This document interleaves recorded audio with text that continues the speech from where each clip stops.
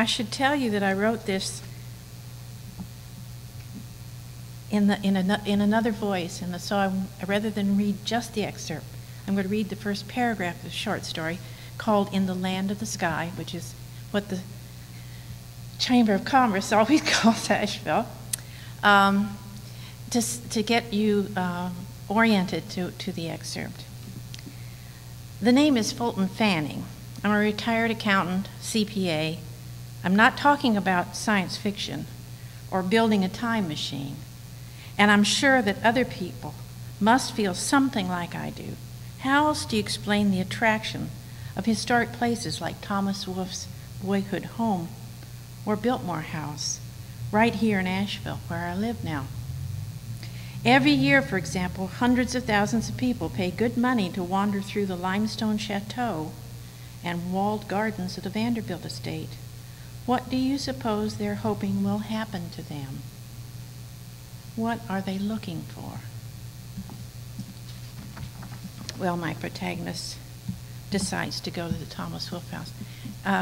I should tell you that one of the first things I did after I moved here was to go to this same event. And the house is not the same now as it was, thanks to an arsonist. But at that time it was painted white. Now it's yellow.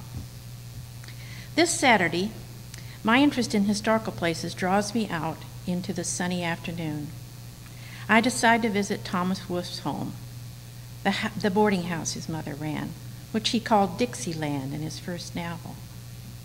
I had seen in the Citizen Times that a group of amateur actors were recreating a weekend in May 1916, costumed in the period, pretending to be boarders in the house and such, chatting with visitors as you go through. Tall trees spread full and green, shading the huge white house. For about 10 minutes, I shared the swing on the side porch with a solemn, long-haired young man in an unseasonable black overcoat and gold wire-rimmed glasses, gripping a copy of Look Homeward, Angel.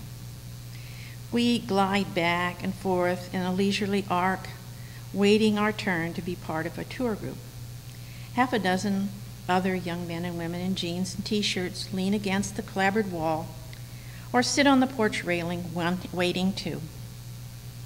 Their conversations are hushed, as if they're gathered at a holy shrine.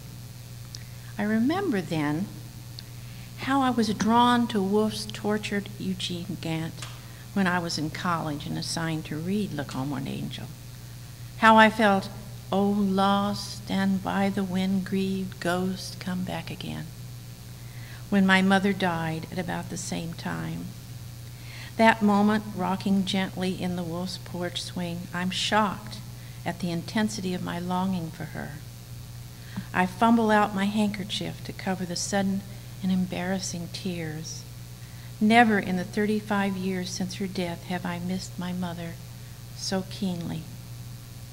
Just then the screen door opens and a woman in a long dark skirt and starched shirtwaist steps out. Her auburn hair is piled up in a loose knot on her head, a pendant watch pinned on her bosom.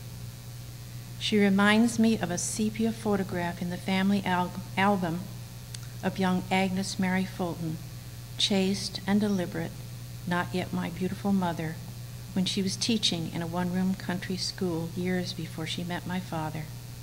I stand up and follow the little group into the Wolfe House and back to 1916.